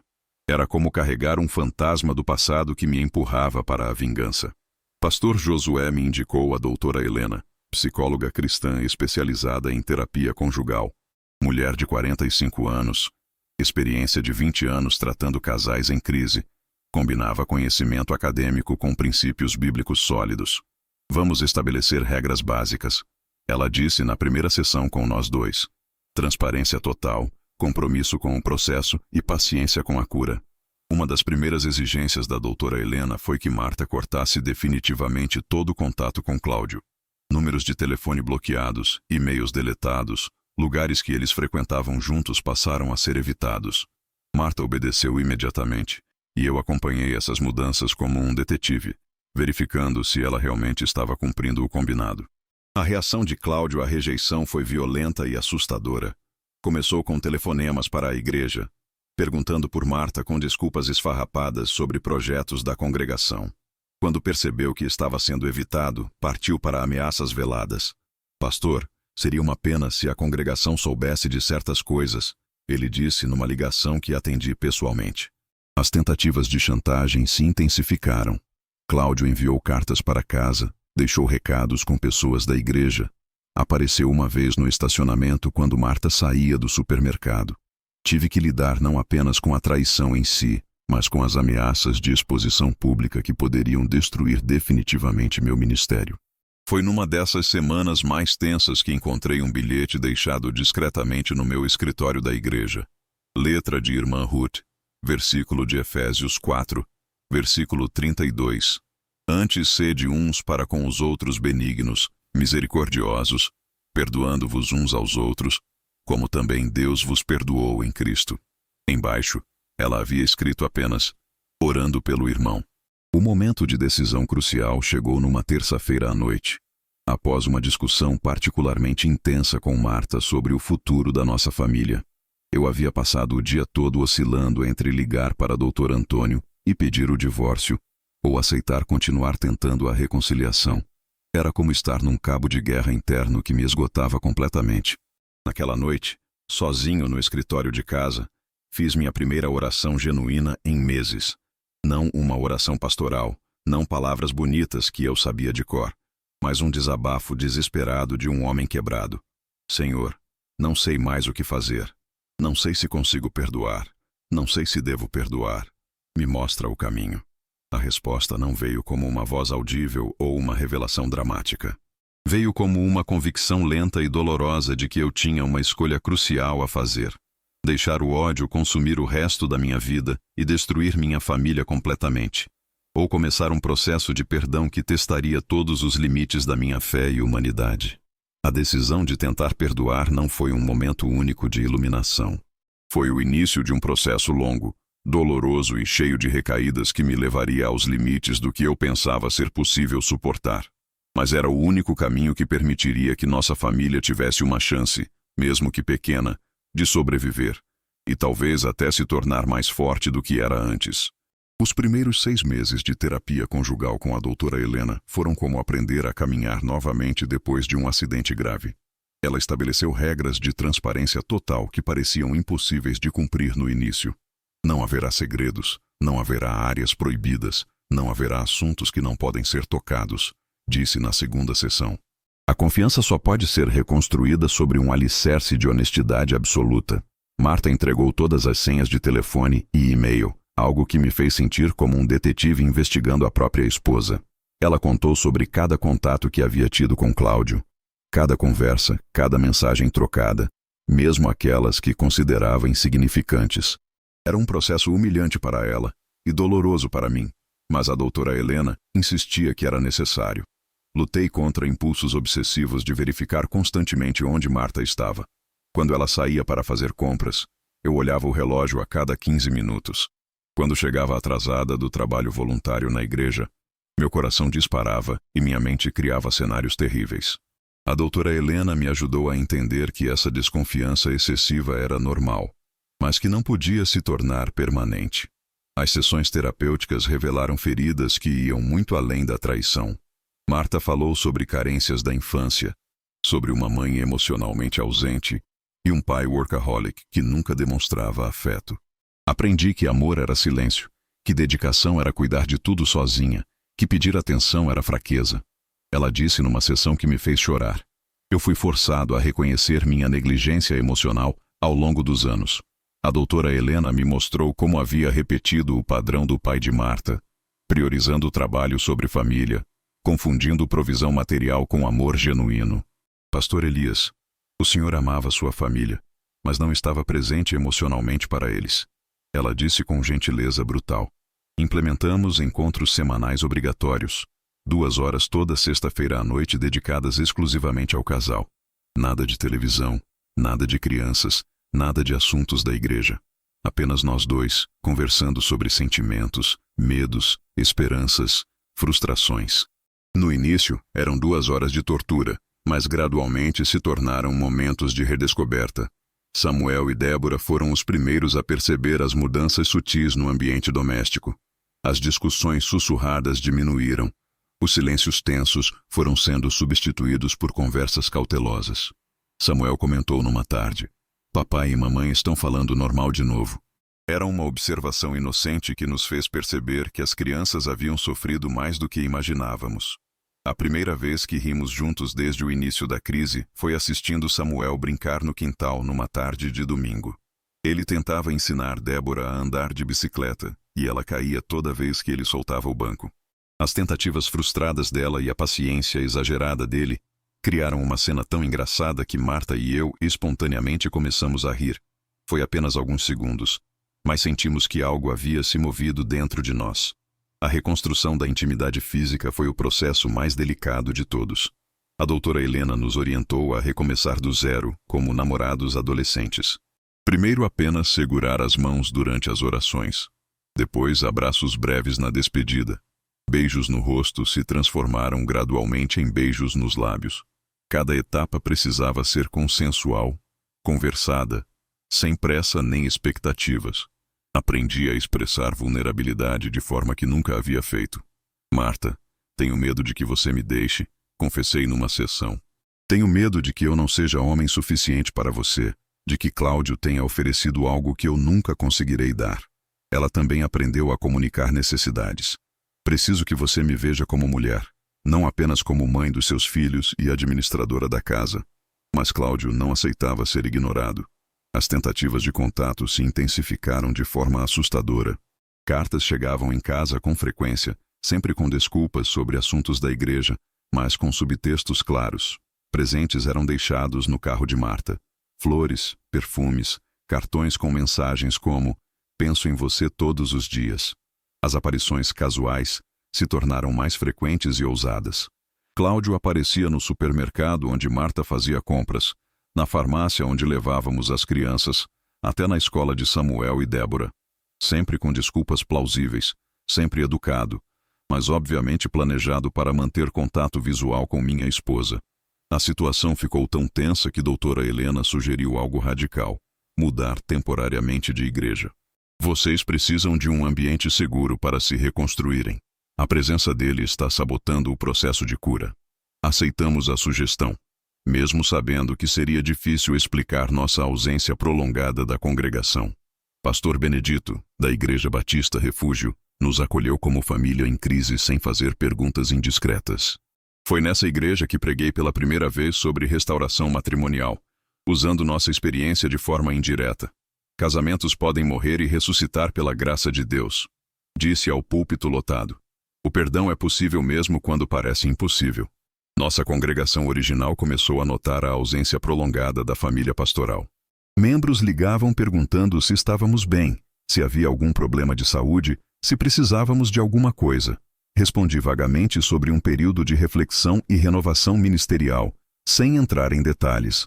A doutora Helena introduziu exercícios práticos que inicialmente pareceram artificiais, mas se revelaram poderosos. Escrevemos cartas de perdão um para o outro. Lemos em voz alta durante uma sessão. Criamos rituais de renovação de compromisso, pequenas cerimônias privadas onde renovávamos promessas matrimoniais em momentos significativos. O primeiro teste real da nossa recuperação veio numa quarta-feira à noite. Marta chegou 2 horas atrasada de uma reunião de senhoras alegando que o carro havia quebrado no caminho. O velho Elias teria explodido em acusações e desconfiança. O novo Elias respirou fundo e escolheu acreditar na explicação dela, verificando discretamente depois e descobrindo que era verdade. Pequenas vitórias começaram a se acumular como gotas que formam um rio. Jantares em família voltaram ao normal, com conversas genuínas em vez de silêncios constrangedores. Passeios de domingo foram retomados, com Samuel e Débora correndo na praia enquanto Marta e eu caminhávamos de mãos dadas, cautelosamente reconstruindo intimidade. Depois de 8 meses afastados, começamos a nos preparar para o retorno à igreja original. Decidi ser transparente com a liderança sobre termos passado por uma crise matrimonial superada pela graça de Deus, sem entrar em detalhes específicos. Pastor Josué me aconselhou sobre como manejar curiosidades e fofocas inevitáveis. Exatamente quando parecia que havíamos encontrado um novo equilíbrio, que nossa família estava se curando e que poderíamos voltar a uma vida normal, soubemos que Cláudio não aceitaria ser ignorado indefinidamente. Suas verdadeiras características começariam a se revelar publicamente, de forma que destruiria não apenas sua própria reputação, mas mostraria ao mundo inteiro o tipo de predador que havia quase destruído nossa família. 3 anos haviam se passado desde aquela noite terrível no estacionamento do motel. Era o final de 1995, e nossa família havia encontrado um novo ritmo, uma nova forma de caminhar juntos.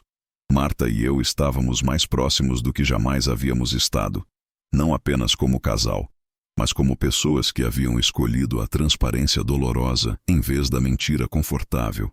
Samuel agora tinha 10 anos e demonstrava uma maturidade que às vezes me impressionava. Débora, aos 8, havia se tornado uma criança mais segura, menos ansiosa.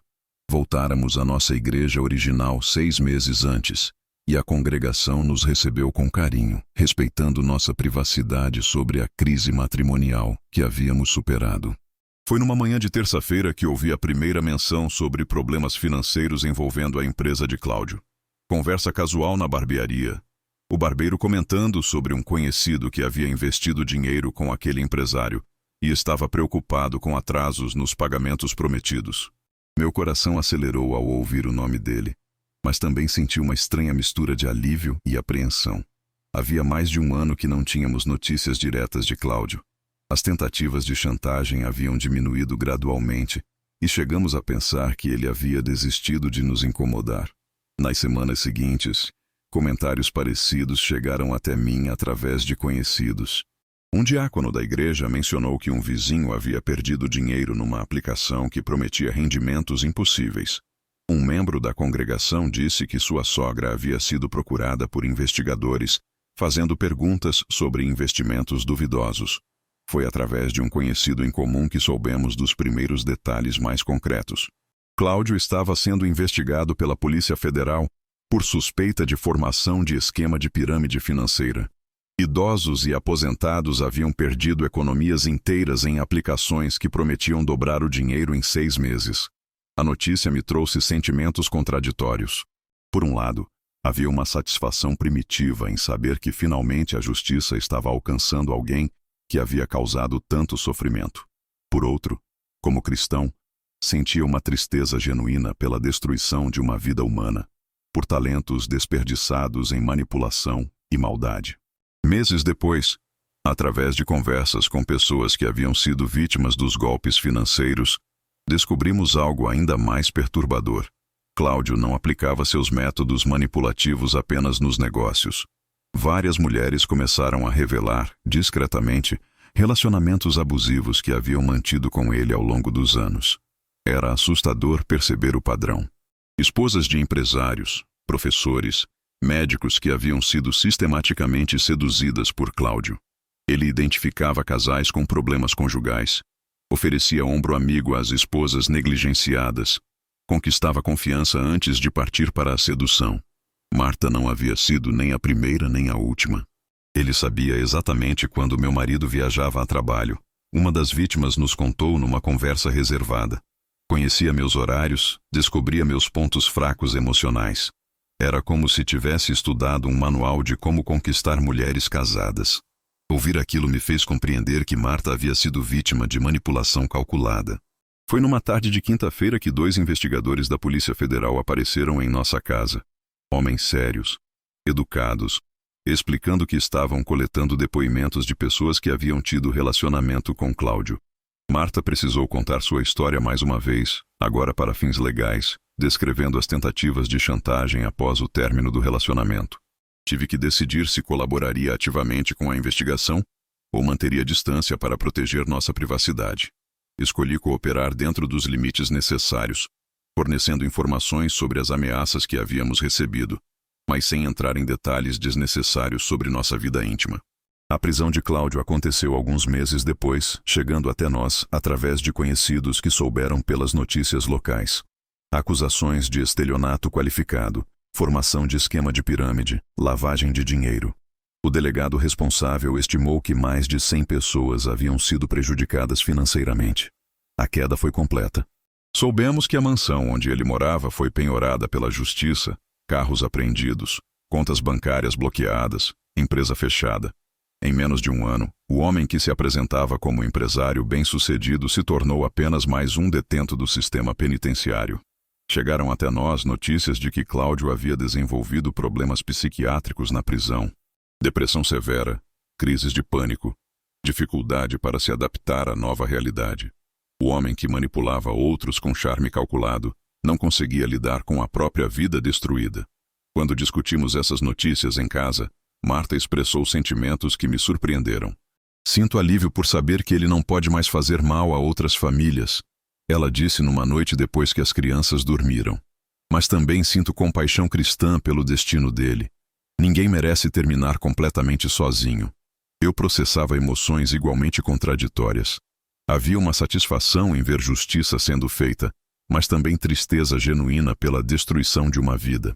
Perdoar não significa que as pessoas não devem responder pelos seus crimes, eu disse para Marta. Podemos perdoar Cláudio pelo que fez conosco, mas isso não anula a necessidade de ele responder à sociedade. Samuel, agora com idade para entender conceitos mais complexos, fez perguntas diretas sobre o homem que causou problemas na nossa família. Decidimos ser honestos dentro dos limites apropriados. Às vezes, pessoas fazem escolhas ruins que machucam outras pessoas. Expliquei. Mas nossa família escolheu perdoar e se tornar mais forte. Débora demonstrou uma sabedoria que me impressionou. Papai, mamãe, vocês estão felizes agora? Ela perguntou numa tarde. Quando confirmamos que sim, ela disse. Então aquele homem ruim, na verdade, ajudou nossa família a ficar mais unida. A perspectiva dela nos fez refletir sobre como Deus pode transformar situações destrutivas. A queda de Cláudio me fez pensar sobre como caminhos de integridade versus manipulação levam a destinos completamente opostos. Enquanto ele construía sua vida sobre mentiras e exploração, Marta e eu havíamos escolhido o caminho doloroso, mais sólido da verdade e do perdão genuíno.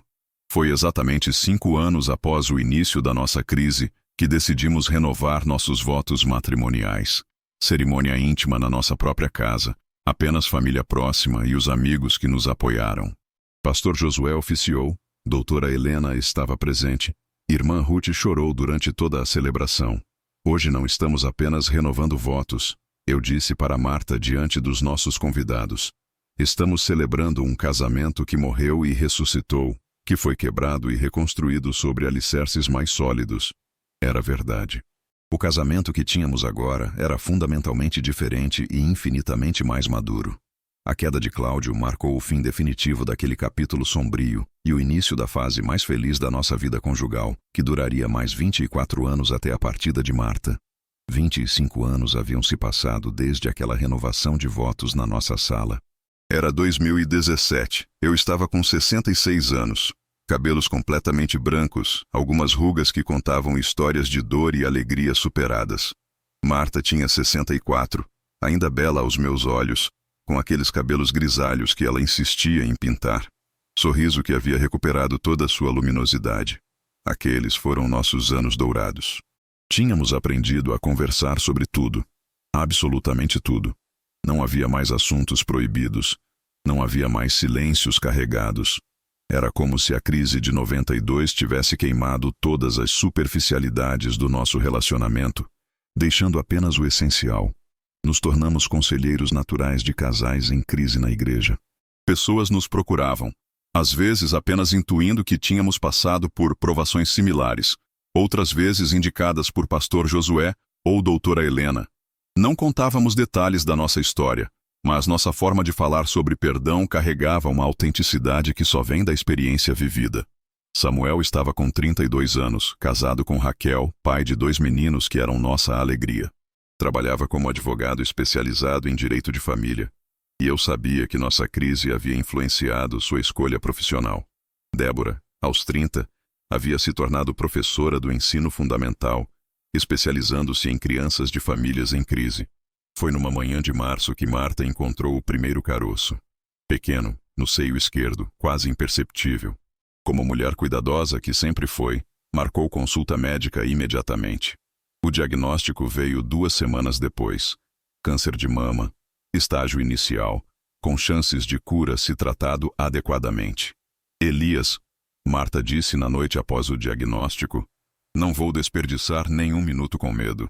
Vamos viver cada dia como se fosse uma bênção extra que Deus nos deu. E foi exatamente isso que fizemos durante os 2 anos seguintes. O tratamento foi duro. Quimioterapia que deixava Marta enjoada e fraca, mas nunca abateu seu espírito. Havia momentos de esperança quando os exames mostravam melhora, e recaídas que nos lembravam da fragilidade da vida. Durante todo esse período, ela transformou a doença em ministério para outras mulheres. Organizou grupos de oração para mulheres com câncer, visitava hospitais levando encorajamento, escrevia cartas para esposas em crise conjugal.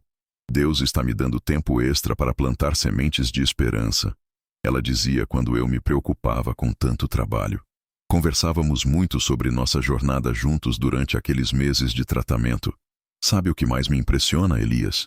Como Deus transformou meu maior erro na fundação do nosso casamento mais forte. Era verdade. O adultério que quase nos destruiu havia se tornado o ponto de partida para um amor mais maduro. Marta expressava gratidão constante por eu ter escolhido o perdão. Você poderia ter me expulsado de casa, se divorciado, arruinado minha reputação. Mas escolheu o caminho mais difícil, o caminho que salvou nossa família. Essas palavras me emocionavam sempre. As últimas semanas foram intensas. Marta estava mais fraca, mas determinada a deixar o que ela chamava de testamentos emocionais. Não bens materiais, mas lições, conselhos, mensagens para cada pessoa importante em sua vida. A conversa mais importante aconteceu numa tarde de domingo, 3 semanas antes dela partir. Estávamos no quarto. Ela deitada, eu sentado ao lado segurando sua mão. Elias, quero que você conte nossa história.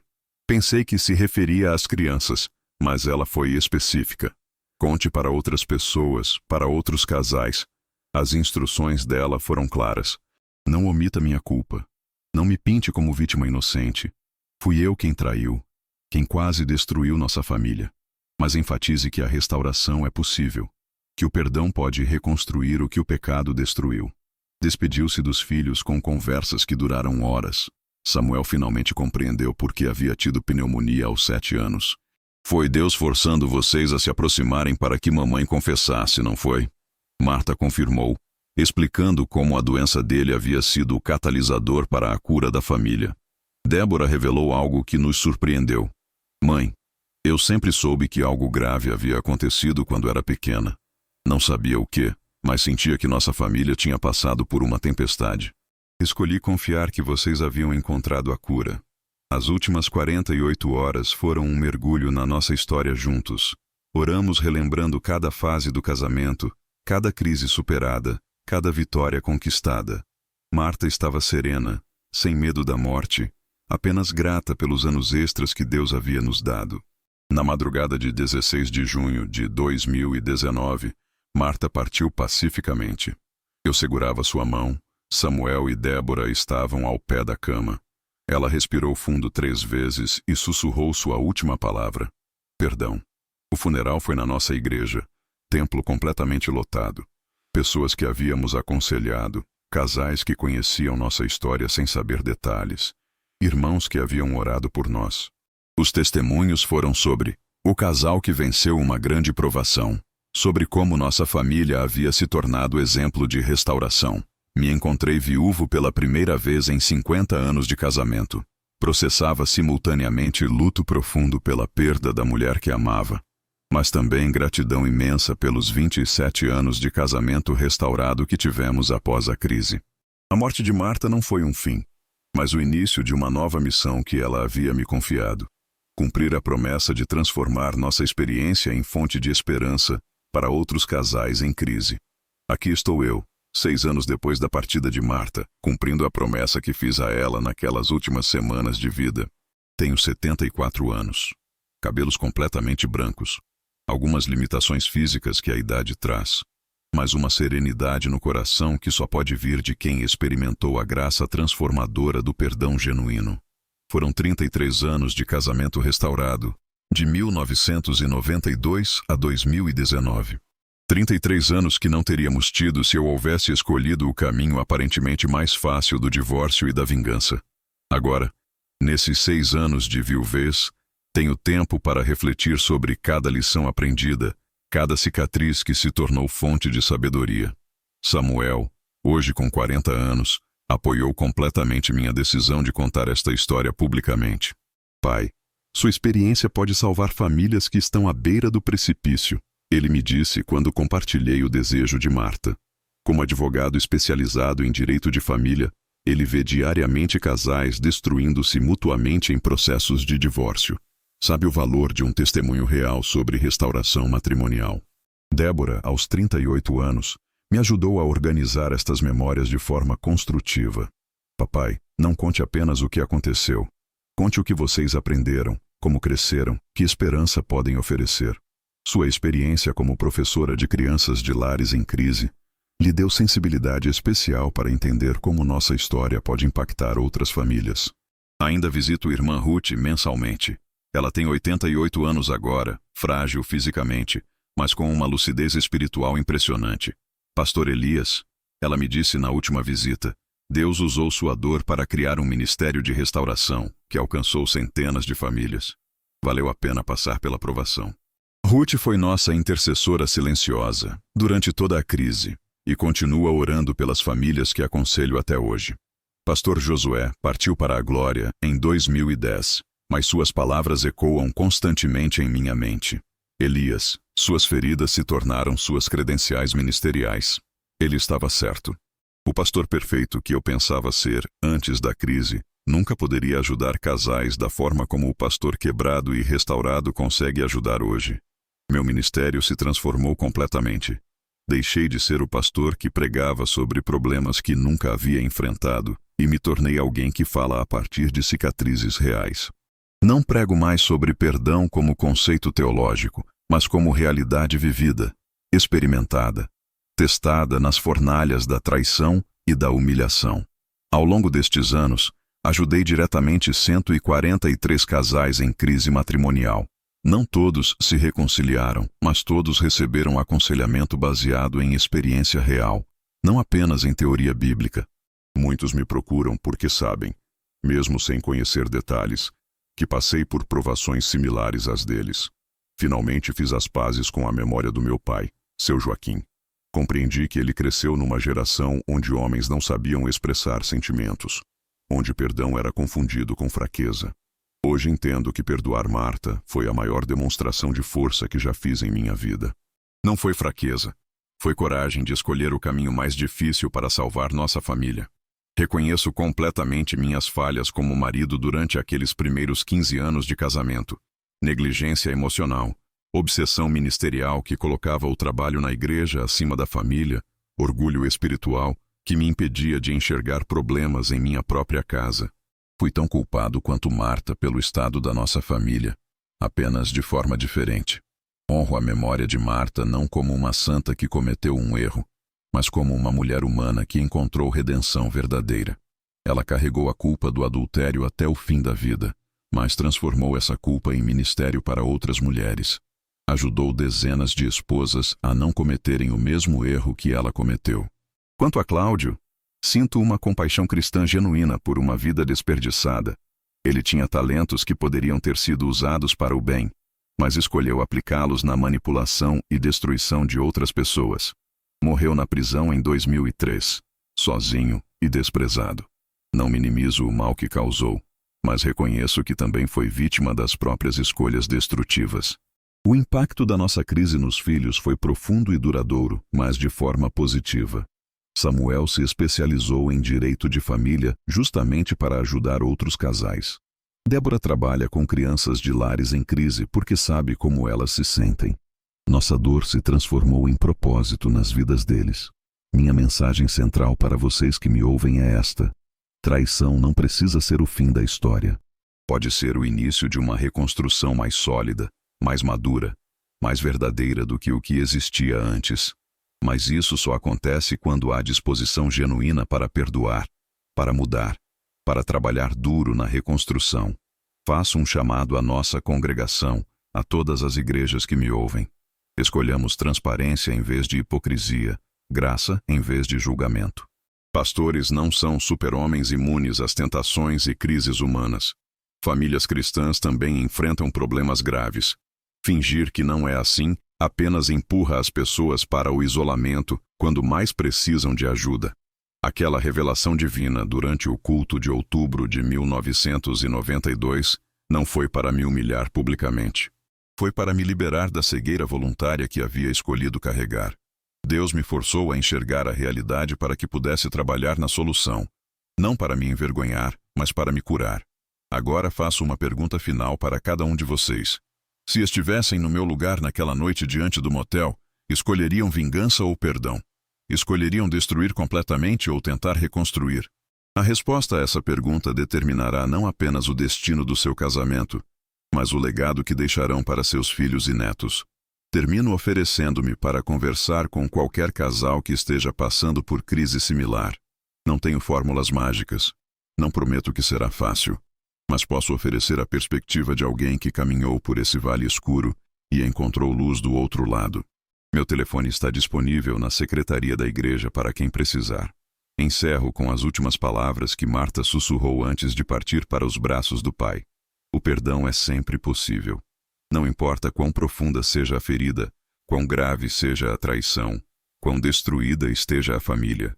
Enquanto há vida, há esperança. Enquanto há amor verdadeiro, há possibilidade de recomeço. O perdão é sempre, sempre possível.